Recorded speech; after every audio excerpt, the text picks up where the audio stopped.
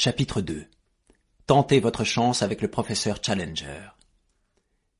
J'ai toujours bien aimé McArdle, le nouvel éditeur grincheux, voûté, avec sa tignasse rousse, et j'osais espérer qu'il m'appréciait. Bien sûr, le vrai patron, c'était Beaumont, mais ce dernier vivait dans l'atmosphère raréfiée de quelques hauteurs olympiennes, d'où il était incapable de remarquer autre chose qu'une crise internationale ou une dissension au Conseil des ministres. Parfois, on le voyait passer, majestueux et solitaire, regagnant son sanctuaire, les yeux dans le vague et l'esprit ailleurs, quelque part au-dessus des Balkans ou du golfe Persique. Il nous survolait, hors de notre portée. Mais McArdle était son premier adjoint, et il était plus proche de nous. Le vieil homme hocha la tête, alors que j'entrais dans la pièce, et il remonta ses lunettes sur son front dégarni. « Eh bien, Mr. Malone, d'après ce qu'on m'a dit, vous ne vous débrouillez pas trop mal, » dit-il de son aimable accent écossais. Je le remerciai. L'explosion de la mine était parfaite, tout comme l'incendie de Southwark d'ailleurs. Vous avez un sens de la description. Vous vouliez me voir? J'ai une faveur à vous demander. Il prit un air inquiet, et son regard évita le mien. De quoi s'agit-il? Monsieur, pensez-vous pouvoir m'envoyer en mission pour le journal?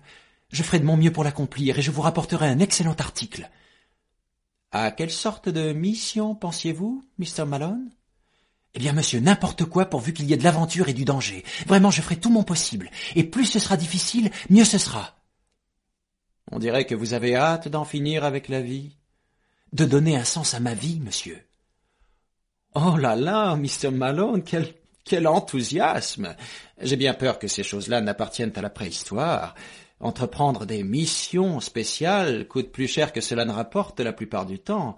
Et bien sûr, dans tous les cas, seul un homme expérimenté et connu du public se verrait confier une telle commande. Les espaces vierges de la carte ont tous plus ou moins été remplis, et il n'y a plus de place pour l'aventure, quel que soit l'endroit. Mais attendez un peu, se ravisa-t-il avec un sourire. En parlant d'espaces vierges, ça me donne une idée. Que diriez-vous de démasquer une escroquerie, une espèce de Munchausen des temps modernes, et de le ridiculiser? Vous pourriez prouver que c'est un charlatan. Hé, mon garçon, voilà qui serait parfait. Qu'est-ce que vous en pensez? N'importe quoi, n'importe où, ça m'est égal. McArdle resta perdu dans ses pensées pendant quelques minutes.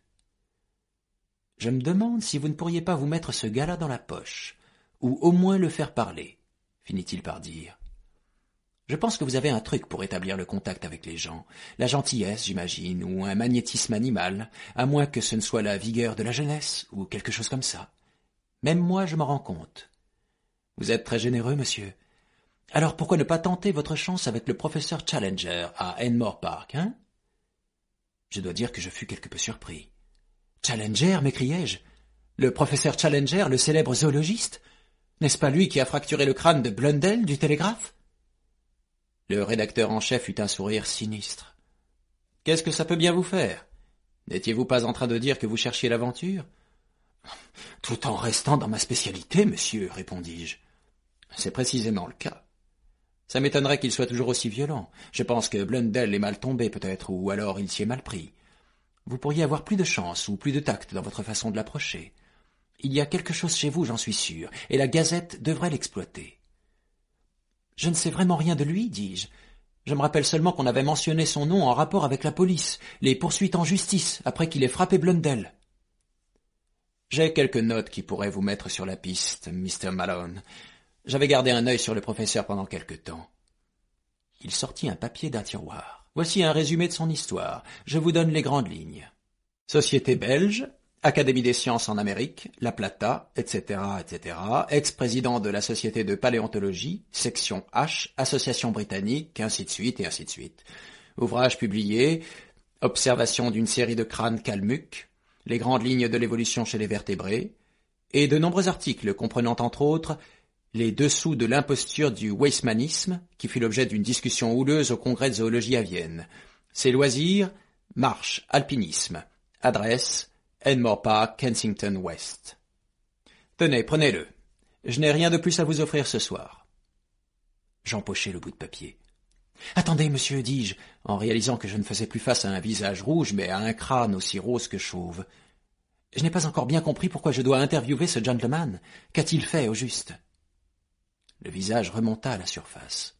Il a effectué une expédition en solitaire jusqu'en Amérique du Sud il y a 2 ans. Il est revenu l'année dernière. Il n'y a aucun doute qu'il soit allé en Amérique du Sud, mais il a refusé de dire exactement où c'était. Il a commencé de raconter ses aventures en des termes vagues, mais quelqu'un a repéré des contradictions dans ce qu'il disait, et à ce moment-là, il s'est refermé comme une huître, plus un mot. Il s'est passé quelque chose d'extraordinaire, où notre homme est un menteur exceptionnel, ce qui est la supposition la plus probable. Il détenait des photos abîmées, dont il a été dit qu'elles étaient truquées. Il est devenu tellement susceptible qu'il agresse tous ceux qui lui posent des questions, et il balance les journalistes dans l'escalier. D'après moi, c'est juste un mégalomane affligé de tendance homicide et qui fait une crise au sujet de la science. Voilà votre homme, Mr. Malone. Et maintenant, foncez et voyez ce que vous pouvez en faire. Vous êtes assez grand pour vous défendre. De toute façon, vous êtes couvert. La loi sur la responsabilité patronale, vous savez. La face écarlate et souriante fut de nouveau escamotée par l'œuf rose, orné d'une frange de duvet roux. C'était la fin de l'entrevue. Je marchai en direction du club Savage.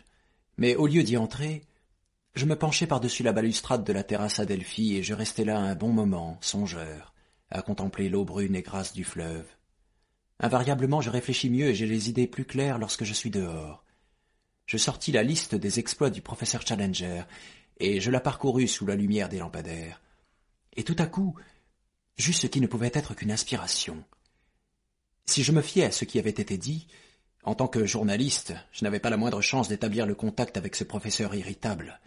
Mais ses emportements, mentionnés par 2 fois au cours de sa maigre biographie, ne pouvaient signifier qu'une chose.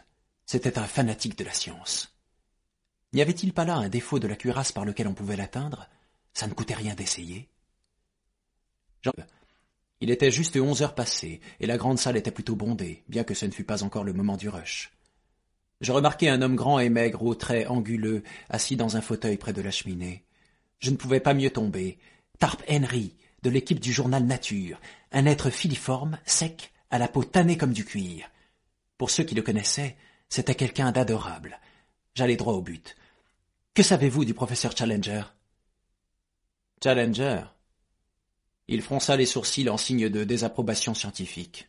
« Challenger est l'homme qui est revenu d'Amérique du Sud avec une histoire abracadabrante. »« Quelle histoire ?»« Oh, des balivernes au sujet d'animaux étranges qu'il aurait soi-disant découverts. Il a dû se rétracter depuis le temps. En tout cas, il a étouffé l'affaire. Il a donné une interview aux Reuters et ils ont tous poussé des hauts cris, si bien qu'il s'est rendu compte que ça ne passerait pas. Tout ça, c'était mauvais pour sa réputation. Un gars ou 2 étaient prêts à le prendre au sérieux, mais bien vite, il leur en a donné bien plus que ce qu'ils pouvaient avaler. »« Comment ça ?»« Eh bien, en se comportant comme un insupportable rustre. Il y avait ce pauvre vieux Wadley de l'Institut de zoologie. Wadley a envoyé un message. Le président de l'Institut de zoologie présente ses hommages au professeur Challenger et se sentirait honoré que celui-ci veuille bien leur accorder privilège de venir à la prochaine assemblée. La réponse n'était pas de celle qu'on peut imprimer. »« Vous ne voulez pas me dire ?»« Soit. Une version expurgée donnerait à peu près ceci. Le professeur Challenger présente ses hommages au président de l'Institut de zoologie et se sentirait honoré que celui-ci veuille bien lui accorder le privilège d'aller au diable. » Bonté divine. Oui, je suppose que c'est ce qu'a dû dire le vieux Wadley. Je me rappelle encore ses récriminations pendant la réunion. Il a commencé par « Durant mes 50 années d'expérience dans le milieu scientifique », le pauvre vieux, ça l'a achevé.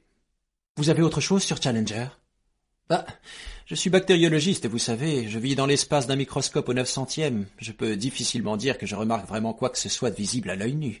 Je suis un habitant de la frontière extrême qui borde l'inconnu, et je me sens plutôt déplacé quand je quitte mes travaux pour venir me frotter à vous tous, mastodontes, créatures géantes et brutales.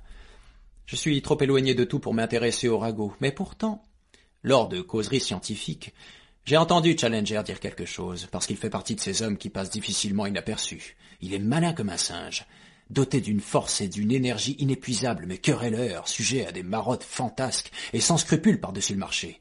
Il a été jusqu'à truquer les photographies de son expédition en Amérique du Sud. Vous dites qu'il est sujet à des marottes. Laquelle en particulier ? Oh, il en a des milliers, mais la dernière en date est quelque chose en rapport avec Weissmann et l'évolution. C'est d'ailleurs à ce propos, je crois, qu'il a eu cette affreuse empoignade à Vienne. Pouvez-vous me dire de quoi il s'agit ? Pas encore, mais il existe une traduction du débat. Elle est rangée quelque part au bureau. Vous voulez venir ? C'est exactement ce qu'il me faut. Je dois interviewer ce type et j'ai besoin d'une piste qui me conduise jusqu'à lui. C'est vraiment gentil de votre part de me donner un coup de main. Allons-y maintenant s'il n'est pas trop tard. Une demi-heure plus tard, j'étais assis dans le bureau du journal, devant un énorme dossier, ouvert à la page de l'article Weissman contre Darwin, et sous-titré « Protestation véhémente à Vienne, un débat animé ». Mon éducation scientifique ayant été quelque peu négligée, je ne puis suivre toute la controverse, mais il était évident que le professeur anglais avait traité son sujet d'une manière fort agressive, et qu'il avait excessivement choqué ses collègues du continent. Parmi les 3 premières parenthèses qui attirèrent mon regard, il y avait « outrage »,« tumulte » et « le président appelle au calme ». Le sujet débattu aurait pu tout aussi bien être écrit en chinois. Pour la plupart, je n'en comprenais pas un traître mot. « J'aurais bien aimé que vous me le traduisiez en anglais, dis-je à mon sauveteur, sur un ton pitoyable. Mais c'est une traduction. Alors je ferais mieux de tenter le coup avec la version originale. J'admets que c'est un peu ardu pour le profane. Si au moins je pouvais saisir une bonne grosse phrase qui semblerait vouloir dire quelque chose dans un langage humain, ça m'aiderait. Ah voilà, j'en vois une. J'ai presque l'impression de la comprendre. Ce sera mon mot de passe pour le terrible professeur. Y a-t-il autre chose que je puisse faire pour vous? Eh bien, à vrai dire, oui. J'ai l'intention de lui écrire. Si je pouvais en rédiger les grandes lignes ici même et me servir de votre adresse, ça me mettrait dans l'ambiance. On va voir le bonhomme débouler ici pour faire un scandale et casser les meubles. Non, non, vous verrez la lettre. Rien de provoquant, je vous assure. Bon. Voici ma chaise et mon bureau. Là, vous avez du papier. Si cela ne vous fait rien, je tiens à exercer le droit de censure avant qu'elle ne sorte d'ici. Ce ne fut pas une mince affaire, mais au bout du compte, je pus me féliciter de mon travail. Fier de mon œuvre, je la lus à voix haute devant un bactériologiste exigeant. « Cher professeur Challenger, disait ma lettre, je ne suis qu'un modeste étudiant de la nature, mais j'ai toujours éprouvé le plus grand intérêt pour vos hypothèses sur les divergences entre Darwin et Weissman. Récemment, j'ai eu l'occasion de rafraîchir mes connaissances en relisant... »« Quel satané menteur !» murmura Henry Tarp. « En relisant l'allocution magistrale que vous avez faite à Vienne. Cette déclaration, aussi lucide qu'admirable, semble clore le débat sur ce sujet. Cependant, il y a une phrase, et je cite... Je proteste vivement contre l'affirmation, aussi insupportable que dogmatique, qui prétend que chaque identité biologique est un microcosme doté de sa propre architecture historique, lentement élaborée au cours des générations. Ne souhaitez-vous pas, à la lumière des recherches plus récentes, corriger cette affirmation? N'avez-vous pas l'impression d'avoir trop mis l'accent sur cet aspect? Avec votre permission, je sollicite la faveur d'un entretien car ce sujet me tient particulièrement à cœur, et j'ai certaines idées que je ne pourrais vous soumettre en détail que lors d'une conversation privée. Avec votre permission, j'espère avoir l'honneur de vous rencontrer après-demain matin, ce mercredi à 11 heures. Veuillez agréer, monsieur, l'expression de mon plus profond respect. Très sincèrement vôtre, Edward D. Malone. « Qu'est-ce que vous dites de ça ?» demandai-je sur un ton triomphal. « Bah, si votre conscience peut s'en arranger. » Elle ne m'a encore jamais fait défaut. Mais qu'est-ce que vous avez l'intention de faire? Allez là-bas. Une fois que je serai dans la même pièce que lui, je dois pouvoir trouver une ouverture. Il se pourrait même que j'aille jusqu'à lui dire la vérité. Si c'est un sportif, cela va chatouiller son amour-propre. Chatouiller, vraiment? Il est plus probable que ce soit lui qui administre les chatouilles. Une cotte de maille ou une tenue de footballeur américain, c'est ce dont vous aurez besoin. Bon, au revoir. J'aurai votre réponse mercredi matin, si jamais il daigne vous répondre. C'est un personnage violent, dangereux, irascible, haï par tous ceux qui ont le malheur de croiser son chemin, et il est la risée des étudiants, dans la mesure où ces derniers osent se permettre des libertés avec lui. Le mieux pour vous eût sans doute été de ne jamais avoir entendu parler de ce type.